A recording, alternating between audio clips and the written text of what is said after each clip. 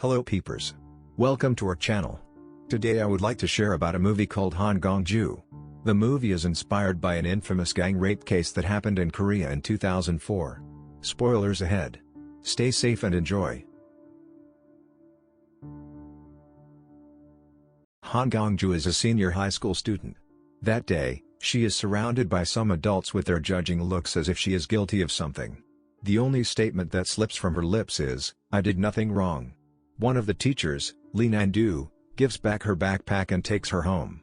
He also helps her pack her things and accompany her to a new school. Something must have happened to Gong-ju, so that her school has to transfer her to another city. Lee Nan-do later takes Gong-ju to his mom's mini-market, begging her to let the girl stay in their house for 1 week. Gong-ju later sleeps in Nan-do's old stinky bedroom. The following day, Gong-ju starts her first day in her new school. However, when she goes to the toilet, she finds that there are some wounds on her vagina. Worrying about the wound, Gong-ju visits a small clinic in that town. She seems anxious when she asks for a female doctor to check her. Unfortunately, the doctor is a man. From the doctor's comment, it seems like Gong-ju's wound was caused by a rough sexual intercourse. Later, she goes to the nearest internet cafe. Somehow, Gong-ju is also anxious when she sees high school male students there. Going back to Lee Nan-do's house where she stays temporarily, Gong-ju helps his teacher's mom a bit in her mini-market. The middle-aged woman notices that Gong-ju had experience working in the mini-market. Flashback shows Gong-ju indeed once worked part-time in a mini-market. The mini-market's owner is Dong-yoon's dad. Dong-yoon is one of Gong-ju's friends who often gets beaten by the other students. Besides Dong-yoon, Gong-ju also had a close female friend named Hwa-ok. Back to the present moment, Gong-ju shows interest when she visits the music room in her new school. She watches an a cappella club train there. When the club leader, Yoon-hee, sees her, Gong-ju leaves immediately. Starting her new life in the city, Gong-ju joins a swimming club there to learn swimming. She makes little progress in her lesson and even less progress in her social life. That day, after her swimming lesson, Yoon-hee accidentally sees Gong-ju and hears her beautiful voice while she is taking shower. Yoon-hee later approaches Gong-ju to ask her to join her a cappella club. However, Gong-ju refuses and even treats her harshly. Despite Gong-ju's harsh behavior toward her, Yoon-hee is still kind and even helps Gong-ju to find an address. Before leaving, she asks Yoon-hee to not follow her. Gong-ju wants to visit her mom. However, when she meets her, it's obvious that she doesn't want Gong-ju in her life. Her mom intentionally changed her phone number to get rid of her. That's why Gong-ju keeps going to an internet cafe to search for her mom's new address. She thinks that admitting she has a daughter will ruin her chance to remarry. Things get worse when Gong-ju sees Yoon-hee who follows her secretly. She is ashamed and angry with Yoon-hee. That day, once again, Gong-ju is haunted by Hwa-ok's shadow. Her mother's denial of her existence disappoints Gong-ju. Before leaving, Gong-ju shows her anger toward her mom by confronting her new partner, kissing and biting him, then leaving. The next day, when she attends her swimming class, Yoon-hee gives a bottle of fresh milk to her, apologizing because of yesterday's incident. After the class, Gong-ju receives a call from Dong-yoon's dad which makes her recall some memories from the past. Flashback shows Dong-yoon, Gong-ju, and Hwa-ok's close relationship. They seem to hang out often in Gong-ju's place and she develops a crush on Dong-yoon. It's also Dong-yoon who makes her want to learn to play guitar. The following day, she goes to the music room, plays guitar, and sings her song. All the a cappella club members see her from outside and get hypnotized by her beautiful voice. They then try again to drag Gong-ju to join their club but Gong-ju is still indifferent to it. Later when she gets home, she sees her teacher's mom getting beaten by some women. They accuse her of trying to steal their husband.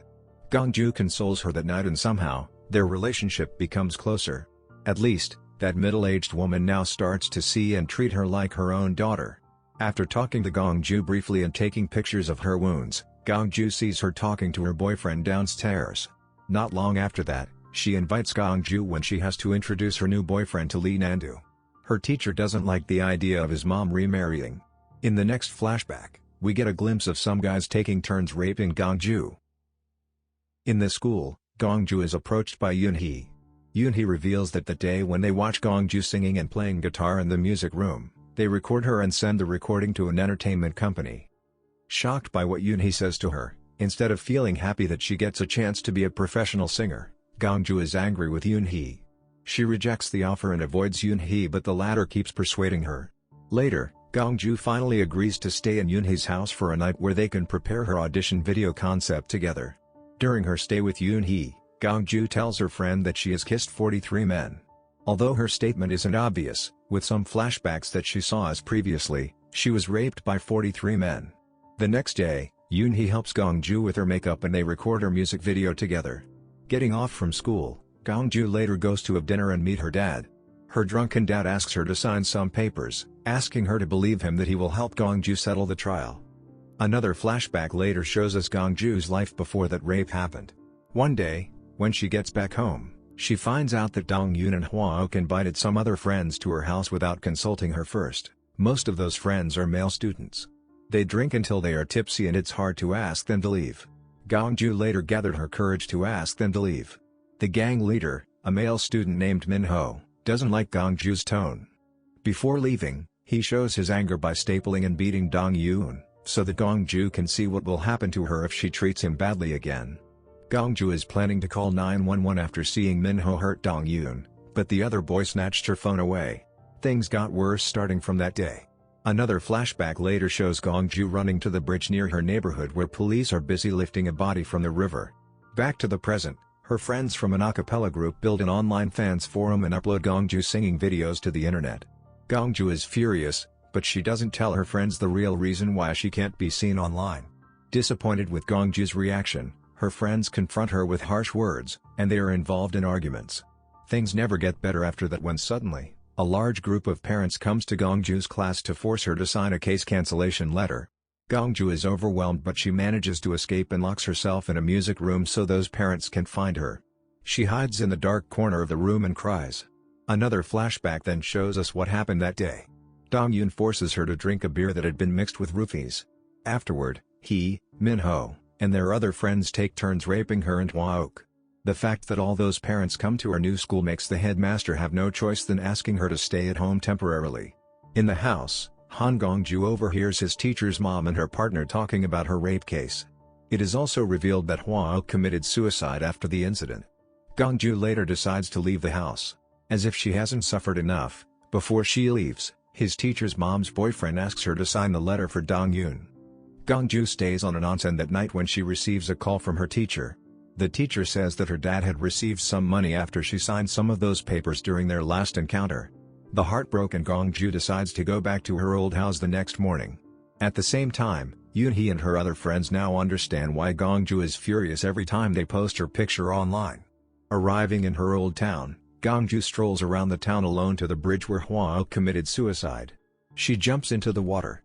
An underwater shadow is then shown swimming away, swimming far more deftly than she ever could.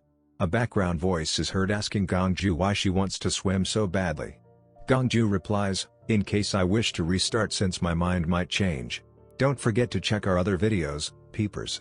Like, comment, subscribe, and turn on notifications for more Asian movies recap. Catch you up in the next movie recaps.